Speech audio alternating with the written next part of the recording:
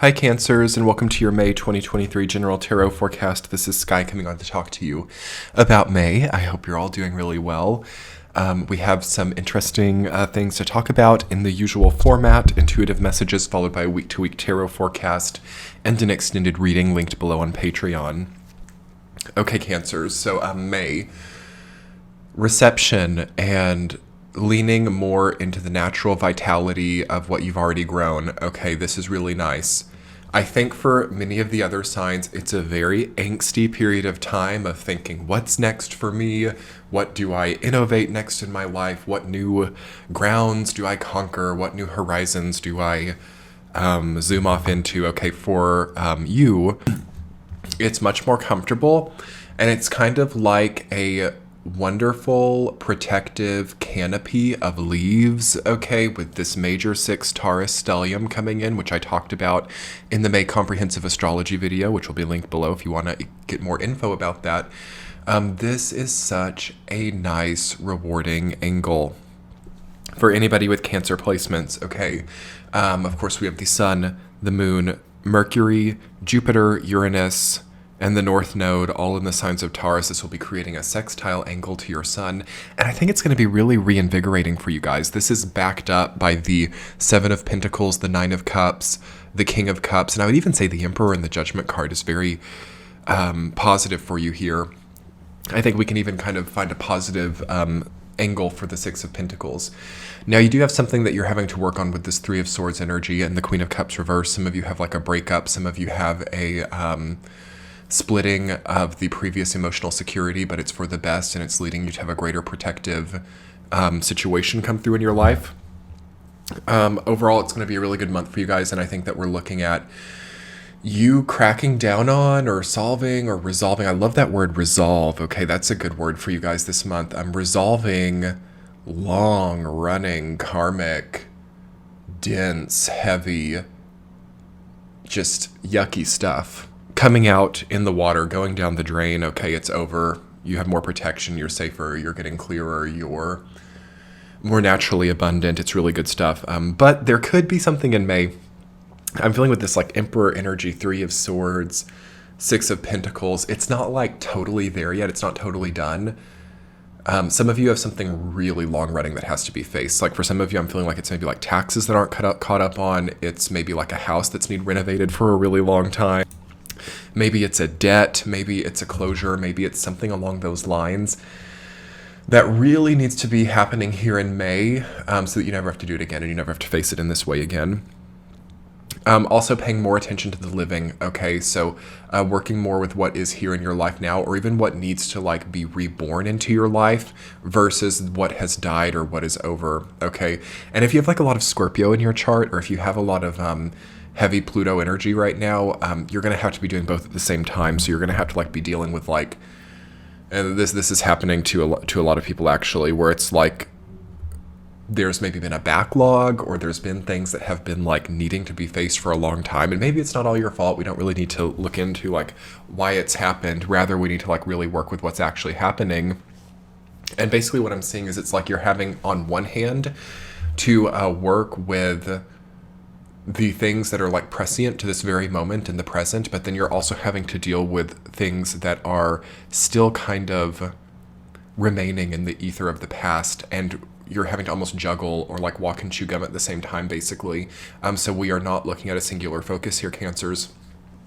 I've been kind of preaching about the singular focus for quite a while, and it's really like bifurcating, or in some cases trifurcating, into a much more complex, grandiose sort of paradigm or even schemata of different kind of things that we have to focus on. So multitasking is going to be an important quality, and it's another reason why we need to not be allocating any of our energy to those things which just aren't here anymore. Is there's kind of this other energy line that I'm feeling for you guys too. I know this is like a bunch of different energies coming in, but it's kind of like, can't we just dream about the way things were? Can't we just have that sort of nostalgia, sentimental feeling? And maybe for like 24 hours, but really I think that, you know, what have these feelings really done for us before? I think that they've led to a lot of this sort of like corrupted energy. I think that those sentimental, like kitschy feelings have really played a large role for many cancers in creating this feeling of stagnation.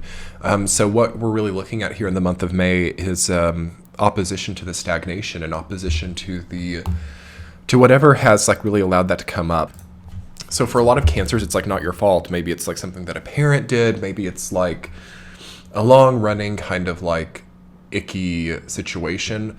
But now here we are, adults, and we have to like really do the important stuff and not get caught in all these like illusions. And that's very easy, right? Like with society the way that it is right now. With society the way that it is right now, it's very easy to just like get on the YouTube page and browse for many hours or play the video games or stuff like that. But I do feel that in May, you guys do need some action. We have Mercury retrograde in Taurus. It could be good for you. Why? Because it's a sextile to you, and we have at the beginning of the retrograde, coming out of late April, the Sun and Mercury moving towards each other, and that's going to lead to a compromise, even though like there are going to be some things that don't really work out easily. It's going to like somehow like replace itself, and things are going to be fine. Ultimately, Cancer, intuitively for you for the month of May, you have so much positive, protective, sort of like natural canopy energy coming in. Like I definitely see some major auric reworking like through what you're doing. This is interesting. Sorry, I'm just reaching for this cold brew, Cancers. That's what I'm drinking right now. As you can probably tell, it's a little bit of a caffeinated reading, isn't it? But yes, okay. Through what you do in May, leading up to this major Taurus stellium, you will have basically a rebuilt aura. Okay. So I just want you guys to know that as you're moving through May, you're rebuilding your aura. The choices that you're making in May are very karmic.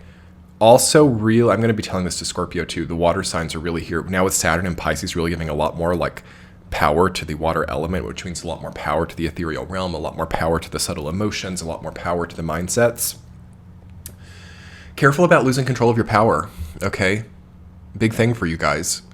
Careful about like thinking all those crazy thoughts and like know your triggers too. Okay, we have Saturn and Pisces now.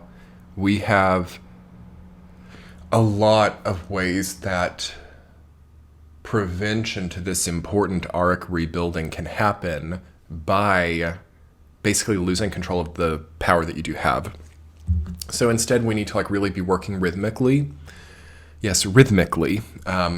As if we're sort of orchestrating our own sort of meditative, empowered state so that we can handle one foot in front of the other each of these vitally important events coming up, honestly, for the rest of this year. It's not going to feel like it, you all.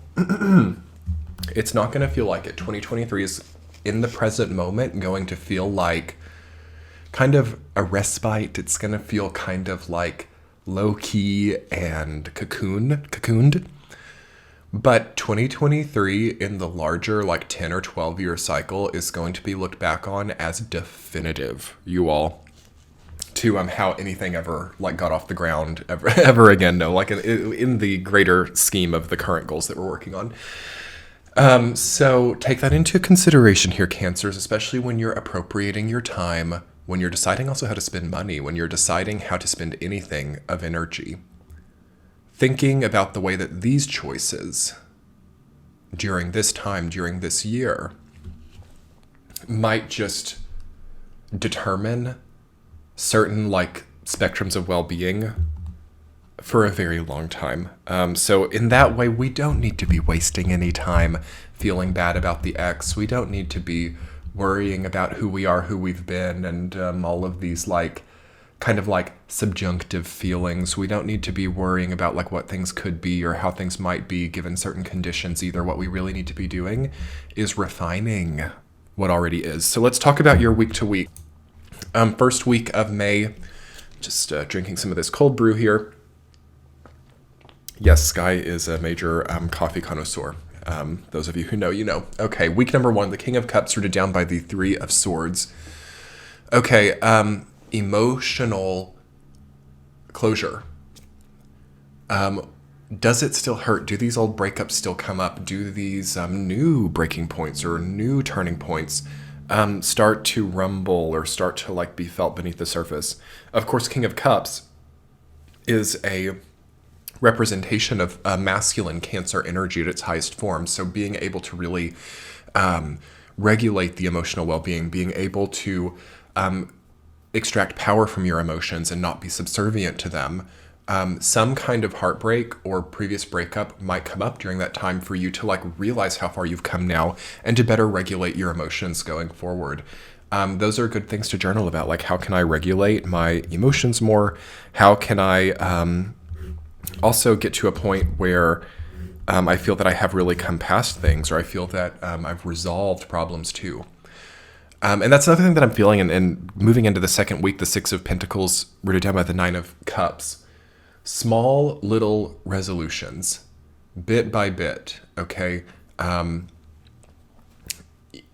Everybody wants to resolve these huge Goliath issues.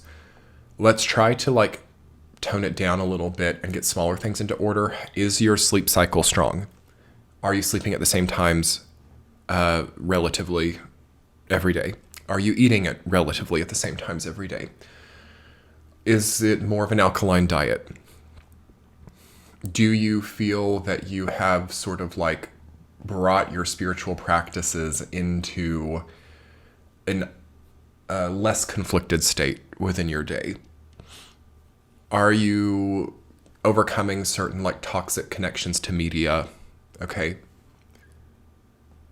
Are screens playing less of a role in your life? These are like great small things that can come together to create basically a new world of abundance, luck, and prosperity, as indicated by the Nine of Cups. But you have to change up your contractual obligations. If I were a tarot creator, I would make a Six of Pentacles with the nobleman in the red being represented by the screen, and then the others being in that subservient place as like the person wielding the mouse and the keyboard. Okay, that would maybe be an interesting thing to think about.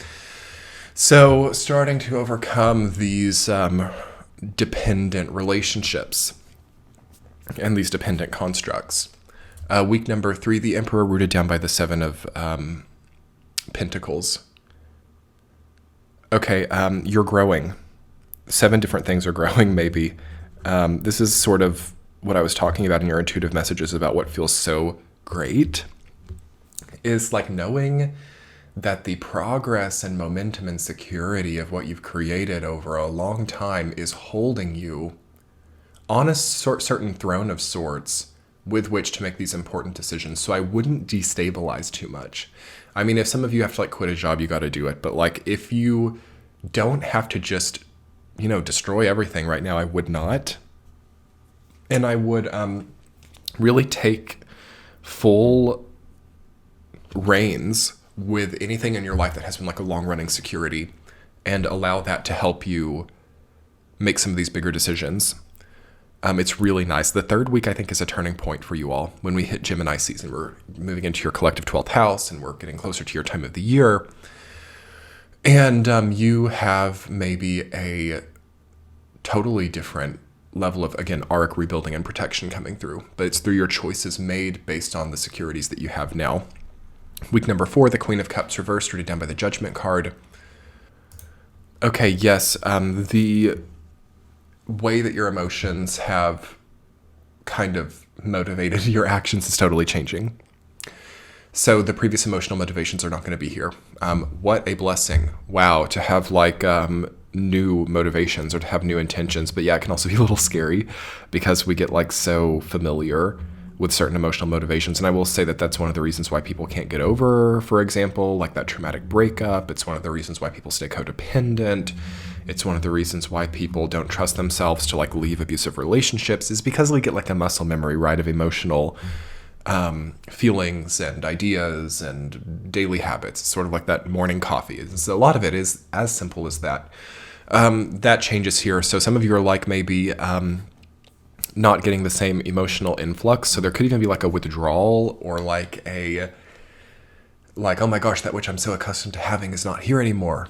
Okay, and then you have that wake-up call, and you have a huge transformation with the Judgment card. The Emperor and the Judgment is your 2 major arcanas this month.